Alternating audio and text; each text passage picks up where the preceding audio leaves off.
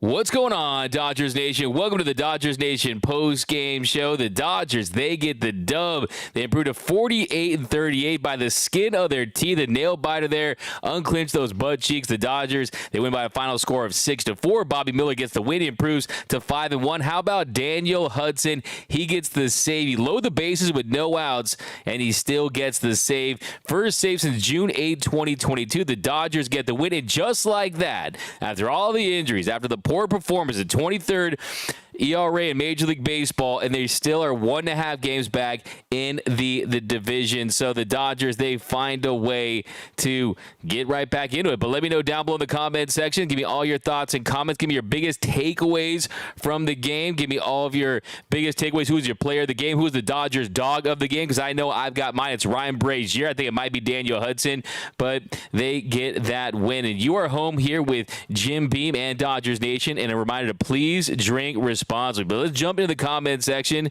Cut a game on Arizona. Yeah, that was the big thing tonight, the big development. They missed a golden opportunity yesterday to pick up a game on the Diamondbacks and the Giants. They weren't able to do so. Of course, Johnny DeLuca gets his first home run. That puts the Dodgers up. You're feeling good about that. Then, of course, Evan Phillips pitching for the first time on 3 consecutive days. He wasn't able to get it done, so they didn't get it. But how about my guy, Ryan Brazier? Did I not promise you that Ryan Brazier was going to be a guy? I was brazen on Brazier, and I think he is my Dodger dog of the game. My Dodger dog of the game. Okay, let me fix that. Put on Bigford on the Phantom IL, a 630 EL on the 60 IL. Yeah, like think about Phil Bigford. What's going on with this? Phil Bigford actually has the highest ERA out of the bullpen, a 5.13 ERA since the beginning of last season. So, yeah, he definitely wasn't able to get it done. Hey, I need my Dodger dog of the game. I don't know what's going on my system here, but here we go. By the way, I'm looking for that comment of the night, that Jornito's comment of the game. If I see one of those, you can see one of these. You win. Perfect. Dodger dog of the game. Okay, now we're back in the mix. But yeah, jump back in the comment section. My Dodger dog of the game is the infield defense. That's from Anthony Keene. Yeah, I thought Rojas made some spectacular plays on some of those jam shots. I thought David Peralta, the play there, just holding runners. Joe wasn't able to score on that. It was a little shallow there. But yeah, I think defensively, they played the part. And how about this? One play that definitely will probably go unmentioned as you bring up Anthony Keene, some of this infield defense, was how about when Brazier gets that pop fly in the infield and it's Max Muncy. I'm glad that Will Smith heard him. I'm glad that Will Smith heard Max Muncy call him off, because he was definitely going for that ball. Will Smith, he was able to make the play in the last second there, and I thought that was just fantastic there in the game that really kind of changed the momentum there. Don't forget, J.D. Martinez, 3-1 home runs from Roy Estrada. What more can you say about J.D. Martinez? 20 home runs at 16 last year, 20 home runs before the All-Star break. Yeah, we're going to break this whole game down, but that does not go unmentioned. Of course, J.D. Martinez, he gets the big 3-run shot. And really today, you saw what this Dodger team is, because it was a gritty, it was a gutsy win. I mean, can start really the top of the 9th inning there with Daniel Hudson, who did have his best stuff. He was pulling that slider. The location wasn't there. It was nibbling a little bit, and he was still able to get the job done. Phil Bigford, he was a mess. You saw after Ryan Brazier hit him out. By the way, Phil Bigford, you owe Ryan Brazier a beer, man. You got to take him out for a nice steak dinner, because he not only saved your ERA, he really saved the game for the Dodgers there. What he was able to do, a high wire act, getting soft contact. I was very impressed with Ryan Brazier, who continues to impress, really forming into a real steady piece for this Dodgers team. But yeah, I mean, today you saw what this Dodger team is, and the 3 things you need to know from this game are: the bullpen, Rocky got the job done. Found a way to get the job done. How about Bobby Miller? Bobby Miller tonight, I was very impressed. The second thing you know is Bobby Miller, he allowed 4 earned runs and was 5 2/3 innings, 7 punch outs, allowed 5 hits, 101 pitches, 63 strikes, had 14 swings and misses. I was impressed with Bobby Miller. I think today you look at that line, you say, okay, 4 earned runs. You gave up the 3-run home run. We'll break that inning down a little more in depth, but really the big inning has got to Bobby Miller, and that to me has really been his death knell, is that he'll cruise, he'll have big innings, he'll get punch outs, but it's that big inning where the wheels fall off. Today, yes, he gave up the 3-run home run there in the 4th inning, but still he was able to bounce back, and he had no outs and was still able to get out of that inning for having not much more damage. So he limited the damage there. After that, it really goes 1, 2, 3. So they get 3 runs on 3 hits there in the 4th inning, but with the home runs, And you saw in the Astros game when Bregman got the home run. I mean, he didn't show that frustration. He definitely kept his cool. He was poised. He was breathing on the mound. And I definitely was impressed by that. There in the top of the 4th inning. But here, let's get back into the comment section. Who is your player of the game? JD Martinez, like you said, he gets the 3-run shot there in the bottom of the 5th inning after the Will Smith 1-out walk, the Max Muncy 1-out walk. He had runners on first and second, 0-2 count, and JD Martinez, boom, crushes that slider over the left field wall. That gives the Dodgers the lead at 5-4. I mean, that was massive. It looked like it was going to be a long night for the Dodgers. And how about David Peralta following that up on a 1-0 count? He crushes a bomb 406 feet, and that put the Dodgers up 6-4. So really, it was that inning, the back-to-back home runs. And that's really this team's MO. That's their calling card. Yes, they are boomer bust. Yes, this team, their runs, over 50% of their runs come from the home run ball. That's the second highest in Major League Baseball. This team is very home run reliant. They are homer happy. And today, they hit the home runs, and they won the game. And they found a way to escape some rough innings there, some high-wire acts, and they kept this Pirates team at bay as much as they possibly could. But let's jump into the comment section and give me your grade for Bobby Miller's outing. I'm going to give Bobby Miller's outing a solid B. A solid B. I mean,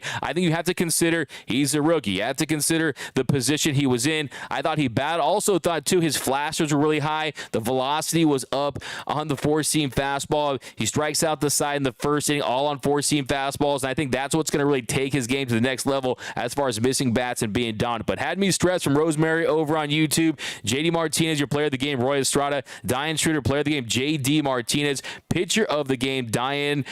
We got Ryan Brazier. Yeah, Ryan Brazier.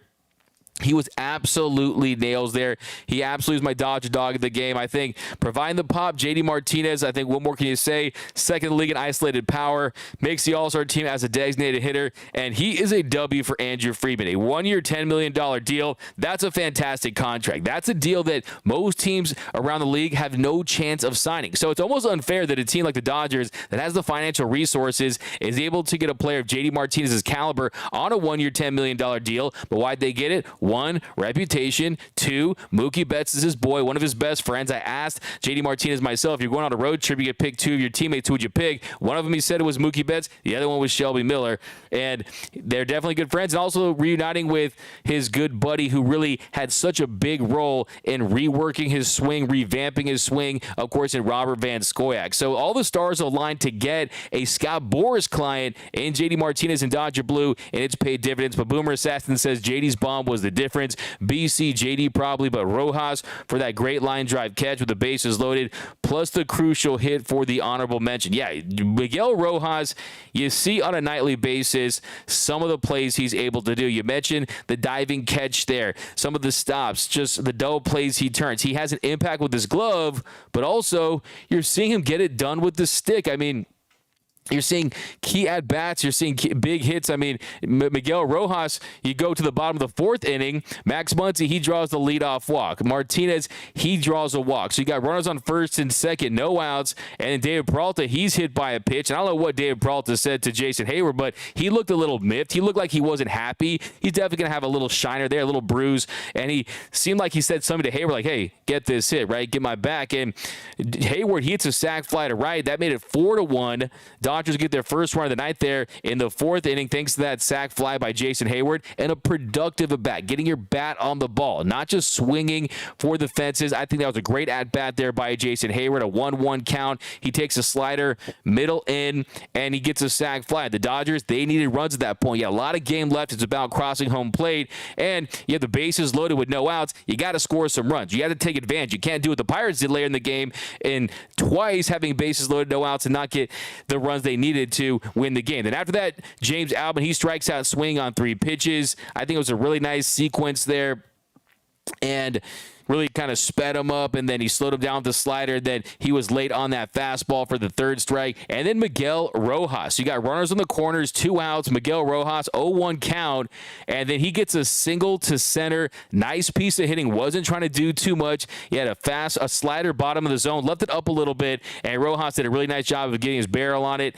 And he gives the Dodgers their 2nd run of the night. So they get 2 runs on 1 hit there in that inning. And yeah, I think Miguel Rojas, he deserves a lot of credit for this team. He's a very he's a stabilizing figure for this infield when you've had some bad defense to his right in Max Muncy. Max Muncy has been graded out by almost every single defensive metric as one of the worst third basemen defensively in the league. You have a new rookie second baseman for the most part for the majority of the season in Miguel Rojas. And, of course, you have Freddie Freeman, who's a Gold Glove winning first baseman. So, yeah, Miguel Rojas, what he's able to do at his age, it is most impressive. And, yeah, I think what he's doing with the stick, he's not going to hit 800 home runs, have an OPS north of 800, anything like that. But as long as you keep that batting average pretty respectable in the 250 to 275 range, something like that, getting occasional hits, I think Miguel Rojas makes a ton of sense, especially when you look at the stability he provides defensively. So, yeah, definitely a big shout out to him. Bobby Miller's 5-1 from Matty Mandage over on YouTube. Brazier, close second. Roy Estrada, nail biter, baby. That's from B. Guzman. Yeah, absolutely. Cannot wait for the deadline. Finish him. There we go. Jeremy Hill, yeah, the deadline's going to be big. You heard Dave Roberts before the game was asked about it, and really kind of in a nutshell, to paraphrase, Dave Roberts basically said that, hey, whatever this organization needs, whatever this team needs to compete for the World Series, they've addressed those needs in the past. Whether it be go out there and trade for Manny Machado after Corey Seager goes down with the injury, whether go out there and bring in a Yu Darvish, or you look ahead to 2021, go out there, get a Max Scherzer and a Trey Turner. This team has made big deals. They made deals in the margins as well. I mean, David Freese was a massive deal they got. That's a guy who took leadoff at one point for this team, getting clutch base hits. So they do address their needs. Only thing we haven't seen, though, we got the grades coming in from Bobby Miller's start, but the only thing we haven't seen is a blockbuster deal after the expanded postseason. And I think it remains to be seen if Andrew Friedman does want to part ways with some of these top prospects to try to push all the chips in this year. I'm doing that. I'm pushing the chips in this year because you don't know how much prime Freddie Freeman has left. You don't know how much prime that Mookie Betts has left. You are not going to get JD Martinez back next year. Most likely David Peralta won't be back. There is a chance, but he's putting himself in a good position to get another nice deal with another team. And the Dodgers have some top priorities next year and for this offseason in Shohei Ohtani. So we'll see. It's no guarantee that you're going to have a group like this. Jason Hayward, another guy who most likely won't be back. And, yeah, I think you take advantage of this team, and they're not as far away. I mean, think about that. You have the 23rd highest ERA. You are among the bottom third in innings pitched from your starting pitchers. You had devastating injury after devastating injury. Dustin May goes down. You lose him for this season. He has another significant major elbow surgery. You won't see him back until next summer at the very earliest. He was emerging as a guy who could have made a run at an all-star appearance. He's gone. Julio Urias has underperformed. Tony Gonsolin has underperformed. One was an all-star last year in Tony Gonsolin. The other was top 3 in NL Cy Young voting. Clayton Kershaw has been your best pitcher. Oh, and he's now on the IL with a shoulder issue. So you look at just across the board. Michael Grove has been mediocre, but he has shown some flashes. I mean, he hasn't been terrible, but he hasn't been a guy you can rely upon. He's a number 4, number 5 starter at best. Noah Syndergaard, Thor has been a thud. I will say a little update on Noah Syndergaard is that he is working his way back. And by the sounds of Dave Roberts today, he said Noah Syndergaard is going to go throw 3 innings on Thursday, and so he's going to face hitters. So he's got on the mend, and he's going to be back, and he said it's really going to be based on performance. So it looks like we haven't seen the end of Noah Syndergaard in Dodger Blue. But here we go. We got the grades. Lori O gives Bobby Miller a B. Craig Osterberg gives him a B. Showtime Dodgers fans, that's why the Dodgers should trade Dustin May for Ohtani. Hey, I'll tell you probably need about 50,000 Dustin Mays plus other players for Ohtani, okay? They're not going to be trading Ohtani. Dustin May, his future, I think he ends up. And look, I would say just from talking to people close to this organization, scouts, people close to baseball, follow this team closely, this doesn't come as a surprise for Dustin May, and it's unfortunate. When I say that, I mean, if you look at that delivery, that violent 3-quarter delivery, the human elbow isn't meant. It wasn't built to throw 100-mile-per-hour fastballs. Of course, I always say that he engages in pitchcraft and moves more than a military family. It's so filthy. But, yeah, I mean, you got to clean up those mechanics if you're going to throw like that on a consistent basis. And it makes me wonder, too, about the original Tommy John surgery.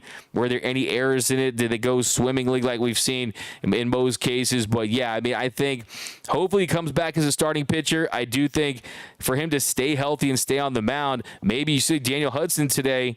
Daniel Hudson's a guy who's carved out a role as a closer, so maybe Dustin May comes back and he's a closer with that filthy stuff. So his stuff is so nasty that there's no way that he's done. Of course, he's only 25 years old with modern medicine and Neil Elitrach, his surgeon, who's the best in the game. He's going to be back there on the mound. The only question is, can you throw with his violent motion and stay on the mound? That's my big question. Or at some point, do you say, hey, we have to transition to being a reliever? That's how we can actually stay on the mound and perform and have a role in this league. But here we go back to the comment section. Brazier, Dodger Dog, Martinez, player of the game for providing the offense. Miller, C+ from Neil, ACDC Freak. I say B, he wasn't awful. Bobby Miller gets an A-. I like his 7 Ks in 5 innings of work from Justin Lamas. Yeah, let's really start right there. I mean, we'll jump to the bottom of the inning, the top of the ninth, and we'll look at the close of the game. But top of the first inning, 3-2 pitch of the at-bat. He gets McCutchen swinging for the first out. Four-seam fastball, middle, just really challenged him.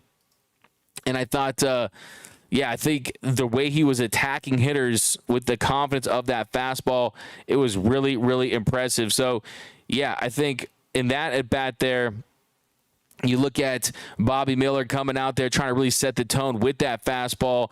And, yeah, he gets Andrew McCutchen, 3-2 pitch. There were some high counts. That was kind of the concern I had. I had 24 pitches there in that first inning. But then you jump to the 1-2 count to Reynolds, and he homers to center to make it 1-0 Pirates. He just left it middle. Not a great pitch there, and he just missed. And he's learning that you miss in the show, they're going to hit it. I mean, right there, it was a sinker. And I think for him, that four-seam fastball was working so well. That sinker didn't have the greatest command of it. And Reynolds, they can time a bullet in the show, and he hits it out. And then J.D. Davis, 2-2. He strikes him out, swing with a four-seam fastball, outside corner for the second out. And 3-2 pitch.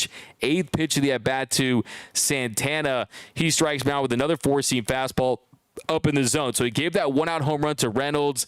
Not a lot of depth or movement on that two-seam, on that sinker. Left it out over the plate. And he did have some deep counts, like I said, a 24-pitch first inning, but he did strike out the side.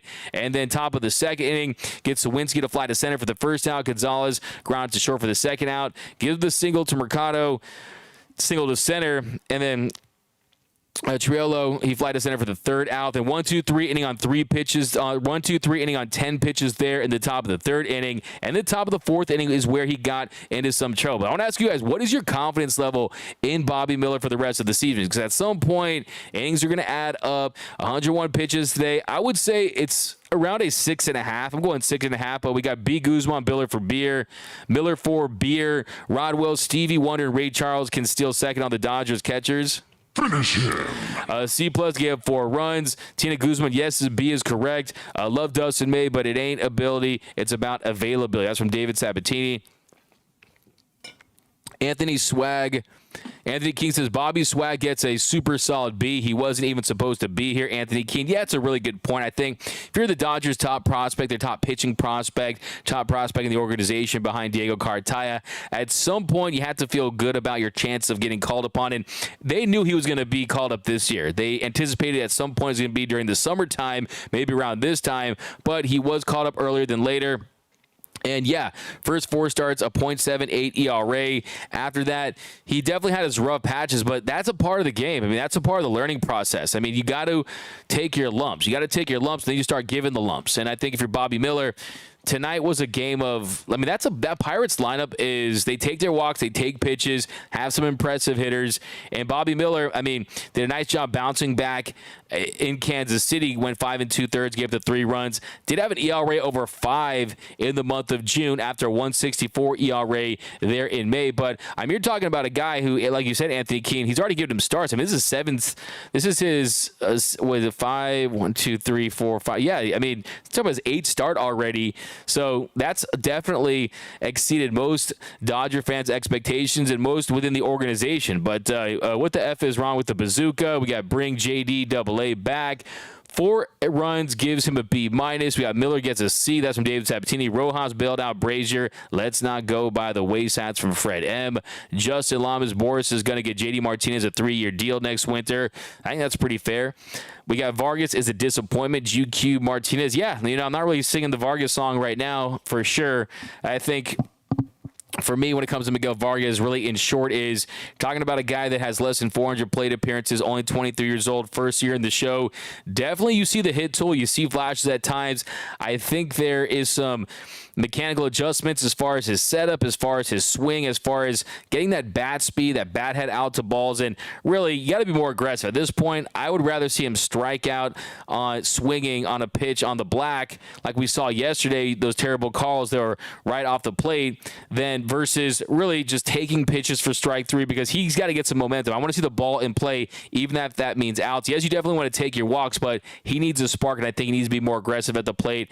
And I think you're going to see the opportunity starting to dry up for him. So that's definitely the big concern. But yeah, we got the Robbie Fairwood D-Mac. Do the Dodgers look for more bat to ball skills at the trade deadline in person to the boom, in response to the boom or buzz home run problem? That's from Robbie Fairwell. Yeah, look, I mean, I think this team's MO, they study the data. The data will show you that, yes, if you outslug your opponent, you have a better chance of winning significantly, right? But on the same token, it's tougher to slug in the postseason because you are competing against better pitching. You're competing against elite pitching, and you're not going to be able to hit 2 home runs every night or hit 3 doubles, and you're going to have to find a way to manufacture some offense. So, yeah, I do think that it's possible that you find a guy that has the combination. We know they need a right-handed bat, and I think for me, I look for them to look for some value in the outfield spots, because Mookie, I think you don't want to burn your best right fielder, your best defender on your team who's a right fielder completely, but you're definitely going to have some of that flexibility. I mean, I'm definitely high on Adam Duvall because he has an OPS over 1,000 against lefties. He's on an expiring contract. He'll be a free agent this offseason. Batting average wise, he's a guy, like 253. So, yeah, I mean, he's never been a high average guy. So, yeah, I mean, if Tim Anderson's on the table, maybe you say Tim Anderson is a guy who the change of scenery, that fixes everything, and you kind of mix things up because, look, Tim Anderson, I mean, imagine you bring Tim Anderson in here and you kind of put Miguel Vargas on the shelf or you put him on the bench, right? I mean, he's a guy, definitely a base runner, a dynamic base runner, and you continue to have him learn. But Tim Anderson had just such a bad year that it's tough to say, okay, he's the answer. But if you look historically, I mean, last year he was a 301 hitter. The year before that, a 309 hitter. 2020, a 322 hitter. So, yeah, I mean, usually you don't see players at this level that have had that level of success for 2 or 3 years have such a significant drop-off unless it's due to injury, unless it's due to other factors. Maybe he needs a change of scenery so desperately that he needs to switch it up. So, yeah, I mean, the good thing, though, the silver lining there is if you're the Dodgers and that lowers his trade value and you do a deal that has Tim Anderson and Lucas Giolito and you get some relievers out of that as well, hey, maybe you could see that. I mean, maybe you could see a blockbuster deal. Like, I see so many people jump on the bandwagon. You guys know I've been talking about the White Sox as a trade partner for just, I don't know, with spring training, before spring training. In November, we were talking about potential deals with Dylan Cease and some of the pitchers they have, Lucas Giolito, and yeah, I think they have some pieces that you would really like to see on this Dodgers team. I mean, Kendall Graveman, Keenan Middleton, I mean, guys that could really help this team. So, yeah, I mean, if you look at Tim Anderson as a throw-in, you can play him at second, Rojas at short, mix Mookie up at second and short in certain matchups in certain games, and you consider that third base position where Max Muncy is grayed out as one of the worst in the league. So, yeah, there is some options. So I definitely think it's possible. It's time to accept that Mark Pryor is overrated. That's from Jay Bull. That's definitely a hot take. Fire take. Agree, Doug Brazier is the dog of the game. That's from David Sabatini. David Sabatini. Yeah, I mean, look, if you look at what Brazier was able to do in this game, it was pretty fantastic. I mean, he's a guy that just the guy from the Red Sox. What really, if you looked at some of his numbers, though, if you look at his ability to miss barrels, the velocity, the spin, I mean, I definitely, this is something that you could see on paper why they thought they had something in him. And yeah, I mean, he wasn't fantastic the entire season, but he definitely, he fell off. He kind of fell into the Dodgers' lap there. But you had to see Brazier come in and pitch well for the Dodgers. It was definitely big. It was definitely big. And here we got 1 second. I lost my comments here. There we go. Yeah, so he comes in there. So bottom, yeah, we can jump there. Top of the 7th inning, top of the 2nd, 7th. Well, let's go in the comments here and we'll kind of break this down a little more in depth here because we got, there we go. We got the 199 Super Chat, cursive red lettering, spelling out vlog. We got Rojas as a grinder, Ray Barrios, Shohei ahead of Aaron Judge's home run pace last season, but this is Dodger talk. He's an angel as we speak. Ray Barrios. Yeah, I mean, Shohei Ohtani, the best athlete on the entire planet. Jesus Christ in cleats pretty much. Albert Pujols can steal second on the Dodgers. Rod Wells, ouch. Yeah, that definitely continues to be a problem. What more can you say? Miggy Reds is looking better at the bat. I think you misspelled that. DeLuca is built for the bright lights. That's from Yanni Hayward's season. Yeah, I think he's definitely an option off the bench. I think he's a guy that can provide you some pop defensively. He's dynamic. He changed the game with his speed. So, yeah, absolutely. I think it's definitely impressive. Johnny DeLuca, hometown guy, of course, grew up loving the Dodgers, loved Clayton Kershaw. He saw before the game, he said his favorite player was Manny Ramirez, so he kind of lived through the Manny Ramirez, the Manny Wood era, so that definitely is something that was exciting. But, yeah, so top of the 4th inning. So Davis, top of the 4th inning was really the big inning there, and we kind of already talked about that one. The Davis leadoff double off the wall, curveball hanging, then Santana singled to right, Davis to third, sinker, kind of the most ineffective pitch for him today. So 2 pitches there. The Pirates had runners on the corners with no outs. The next batter, Sawinski, 2-1 count. He crushed a 3-run shot to center to make it 4-1 Pirates. A hanging slider, had no bite, was up out over the heart of the plate. And, yeah, I mean, hanging slider right there, took advantage. But did a nice job bouncing back, did Bobby Miller. First 7 starts, only 2 home runs given up, and then he gives those 2 home runs tonight. So, yeah, he had done a really nice job of keeping the ball in the yard, and he's able to still get out of that inning, though. I mean, like I said, did not have the meltdown like we've seen in the past. So a 2-2 pitch to Gonzalez, struck him out swing, curveball down, 1-1 to Marcano, gets him to ground to second for the second out, and next batter, 2 outs, 2-2. He gets Triolo with the slider for the third out. So a really nice job there. And then he comes out, of course, jumped to the top of the 6th inning, 3-2 pitch to David. He struck him out swinging a slider up, 1 out. Then 0-1 pitch to Santana. He gets him to ground to short for the second out. And then he walks Sawinski on 5 pitches. And at that point, he was fatigued. Didn't see a lot of competitive pitches there. And then Bickford comes in, gets Gonzalez.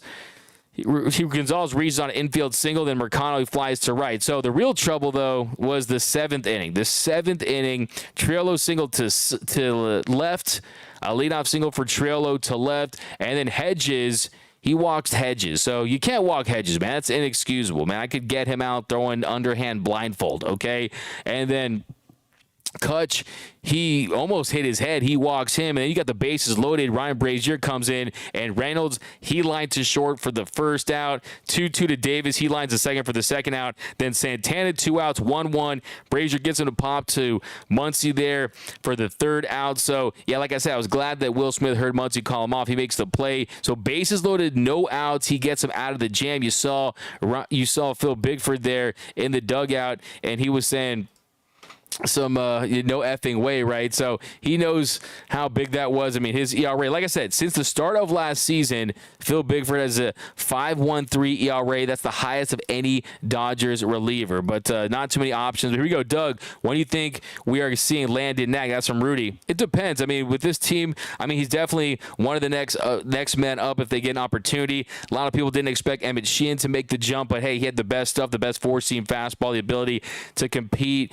against big league hitters, and Landon Knack, we'll see. I mean, he's another guy that I wouldn't be totally shocked if this team wants to go all in this season and get another starting pitcher, maybe reliever, another position player, that Landon Knack could be a guy they might consider trading for the right piece, because there definitely is a surplus of young up-and-coming talent with Hurt and Frasso, Nastrini, a lot of guys up, and yeah, at some point you can't keep all these guys in. Yeah, I think that's one thing about Andrew Friedman. I think you look at Michael Busch, he's 25 years old. I think he's a great player. I think he has a chance to hit close to 300 for a team in this league, but you're keeping prospects a little too long, okay? At some point, you got to cash in on those chips, okay? We got love Dustin May, but yeah, we got some call-up Landon Knack. We got Blake Snell, Soto, and Hader will be available as well from Uncle Ted Talks. Yeah, I just don't anticipate the Padres doing a deal with the Dodgers, but hey, that would be very interesting. And Yeah, I mean, Blake Snell, I mean, the Dodgers, there's no guarantee that Clayton Kershaw is going to be back next year. No guarantee that Julio Urias is going to be back next year. You can't have all right-handed pitchers. They're going to need a lefty. Blake Snell, who knows? Could make some sense. Only real bad moment was that 3-run homer. Yes, Roy Estrada, how about bringing up a catching prospect in DFA Barnes or a bullpen catcher? Yeah, I mean, Austin Barnes, like I said, has been one of the least productive players in all of Major League Baseball, and that's not a take. I mean, that's just a fact. So at some point, I mean, like Fiducia, I mean, it's already kind of late for that. It's already late to bring up some of these guys, some of these catchers. That's just the reality. It's too late to bring up one of these catchers in the year and expect them to handle big league pitchers, especially for a team that has World Series aspirations, a team that's still trying to catch the Diamondbacks in their division, lots of pressure on a nightly basis. Really, the best bet would be go out there and sign a veteran catcher for 1 year. You could put Austin Barnes on the Phantom IL for the rest of the season if you want to go that route. But yeah, I think it's far more likely that if the Dodgers want to go that direction and make a change at the catcher spot as far as the backup catcher, that would be the move. Because look, Austin Barnes, I mean, the bench for the Dodgers has been relatively weak, and Austin Barnes is an absolute non-factor. Like I said, he couldn't hit a pinata without a blindfold at times. And yeah, maybe things turn around for him, but does what he brings as far as a game caller and game the strike at the bottom of the zone, does that justify having him out there? I mean, you saw Austin wins early in the year, gets a double his first at bat. So, yeah, I think that would be more the route. You go and you'd pick up a veteran catcher from another team. You could get those guys relatively easily, especially when you consider the Dodgers' resources and their prospect capital. But the Padres will never trade with us. Yeah, it's my belief, too. I think we're aligned on that. BC, I trust in Shohei. Japanese players usually play till 40. Look at Ichiro. That's a great point. Absolutely. I mean, Shohei Ohtani, man. I mean, what can they call them the Yaku Shonins, right? In Japan, when they feel like you're a Japanese player, that you have the baseball gift, and he definitely is that. I'm going to talk about him tomorrow on the Blue Heaven live stream. So, yeah, I mean, I think that for him, even if he pitches another 2-3 seasons, has another injury, I think he'd come back and be a really good DH for you for 5 or 6 years. I don't think he's going to have a fall off at the plate like an Albert Pujols did, just because this guy is a physical freak. He takes care of himself. He's 6'4", and he's strong, and he has just a will to be great. But Dave Roberts probably wanted to send out Phillips again. That's from Dando 390. That's a fire take. That's a Jornito shot taker's comment of the game. Bobby Miller confidence 6. 8 out of 10 confidence for Bobby Miller from Yanni Hayward season. Barnes makes Bob Urquidy look like Babe Ruth. That's a good one, David. Edie's Leonard needs to be up ASAP. He's the Dodgers' best infielder. Bobby 6 out of 10. Showtime Dodger. Is the Angels suffer or not trade? Hey, we got to fire D-Mac. I'm trying to protect Dave Roberts. Mr. Seabad, you killing me. Yanni, B+ for Bobby.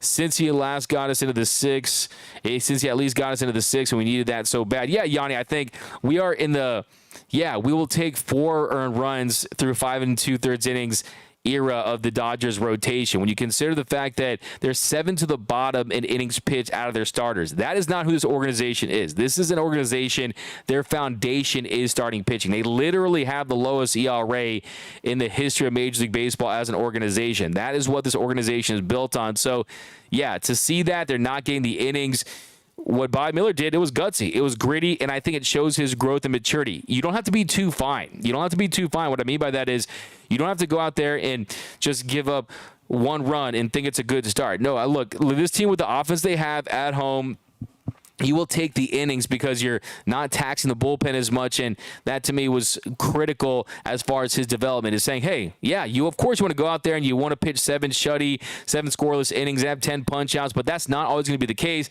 I look at the 7 strikeouts today. I look at the effectiveness of that 4-seam fastball. That was, to me, what was most impressive, and kind of one of the big takeaways from this game is that 4-seam fastball up in the zone. We haven't seen too much of that, and that pitch today, I mean, come on, man. We're talking about a 4-seamer that topped out at 101.1 miles per hour. I mean, that is fast, man. You are getting a speeding ticket, and that's fast, man. You're getting your license taken away, okay? I mean, you're talking about a changeup, curveball, sinker, slider mix, so commanding 5 pitches as a rookie that was thrusted into a situation that was a little premature, like Anthony Keene said. But here we go. We got more down here. Bobby, 8.5. Actually, he will get better and better. That's from Rebecca. MH Reynolds pulled a 101-mile-per-hour fastball. Bobby doesn't seem to have any deception on that pitch. Yeah, I think the movement isn't crazy, but, I mean, the spin is definitely really solid. I think for Bobby Miller, it's just about keeping hitters on balance, really, and making sure you're setting that up. I mean, you talk to scouts, and they'll tell you that that's not his best pitch, is his fastball, and that's kind of hard to believe, and it doesn't really make a ton of sense in your mind because you're saying, well, that should be his best pitch because it's an absolute heater. But still, I mean, his extension is above average, 79th percentile. The spin is above average. The strikeout rate, below average. Whiff rate, below average. Walk rate, below average. So he's still improving upon some of these important facets of his game. And tonight, I think the 7 strikeouts was definitely a step in the right direction. So definitely feel good about that. And, of course, we got to talk about the 9th inning. The 9th, of course, Daniel Huddy in there to pitch the 9th. And here we go, right down give me your hottest take. We got Andrew Garcia. Hot take: until Miller learns how to put people away, he's nothing more than a slightly upgraded version of Gratterall. 100 miles per hour does not play unless it's located. Now, a couple things I agree with you on are that, one, yes, it is the best pitch in baseball. We know it's a well-located fastball. And at times when he struggles with command, leaving stuff out of the plate, that's when he starts to get tattooed, and it doesn't necessarily matter. If you look at that strikeout rate heading into this game, a 21.7 strikeout rate, but I still see his fastball playing better than a Brusdar Gratterall already. He already has a better changeup and slider than Brusdar Gratterall. I mean, if you look at his extension, like I said, his extension to the plate is in the 79th percentile. Brusdar Gratterall's is literally one of the worst in baseball as far as his extension. When your extension is low, that's the lower the fastball is going to play up. It's literally his extension's in the 3 percentile for Brusdar Gratterall. Bobby Miller in the 79th percentile. But yeah, I definitely get what you're saying. For it to play up, you definitely have to locate it better. But it's definitely a work in progress, and that's why I think today was a step in the right direction. But here we go. We got to Luis Robert Jr. Tina, you're funny, thinking only $500 million. Yeah, Ohtani's get more than $500 million easily. That's the starting price. Note to Tim Anderson, not this year for Boomer Assassin. Gary A. Dodgers have had a much deeper rotation and didn't get it done. Marana hates the Dodgers. Vargas is a bargain. B. Guzman. Ray Brios. Shohei is still learning as a pitcher, as good as he already is. Wait, Dodger talk. Yeah, look, I mean, I think he could improve with the Dodgers. Uncle Ted talks. Tim Anderson and the rest of the White Sox players are just bored. I think there could be something to that. I really do. I mean, change of scenery is big. It truly is, especially for players that are in bad situations. All right, guys, a couple more here. I'll get you out of here, but let's talk about that. Let's talk about that final inning where, yeah, it was definitely a nail biter. You were fearing the worst after what happened yesterday. Daniel Hudson making his way back, getting into this closer's role, and he comes out there. He just did not have the command early on. You had Joe, who goes up there pinch hitting for Hedges. He hits a ground rule double on a slider, and then he walked Kutch on 6 pitches, glove side with the 4-seamer and the slider, just pulling that slider. It was not effective, just laboring there. And then he goes up 0-2 to Reynolds, and he was missing inside with the slider, just pulling it, like I said. 8th pitch of the at-bat, though. He walks him to load the bases with no outs. So the Pirates load the bases. The sacks were juiced. You had the bases drunk there with no outs, and you're saying, oh, man, not again. And then he's able to bounce back. He gets Davis, strikes him out looking.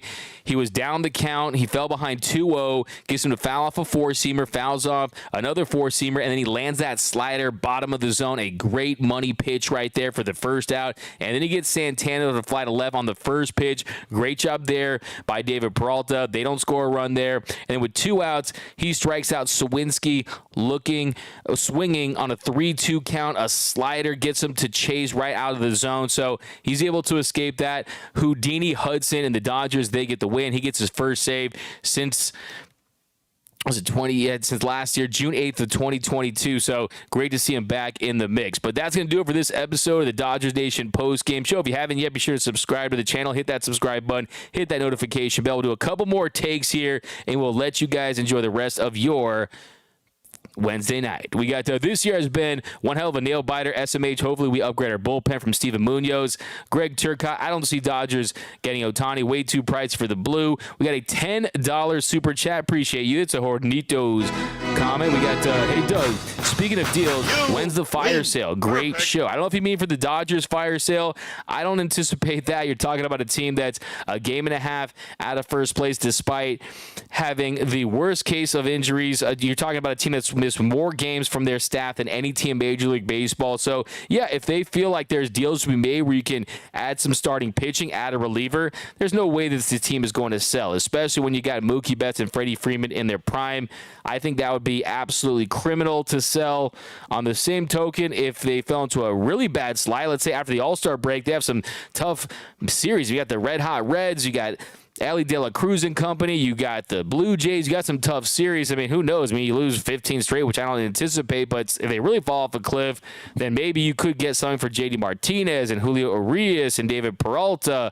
Definitely a lot of guys who a lot of teams would want, especially on expiring deals. But I don't anticipate a fire sale. That's just not what this organization does. They're going to compete because you saw what happened in 2018. You played a game 163. You made it to the World Series. So in the National League, there's not any true juggernauts this season, especially if the Dodgers are able to make some upgrades and get healthy. But here we go. We got do you think Urias will get 6 Ks next game? Mid-show medium? Yeah, why not? Hey, I don't know if you're asking for betting advice, but yeah, why not? 6 Ks for Julio Urias. But Willie Adames has been even worse than TA7 this year.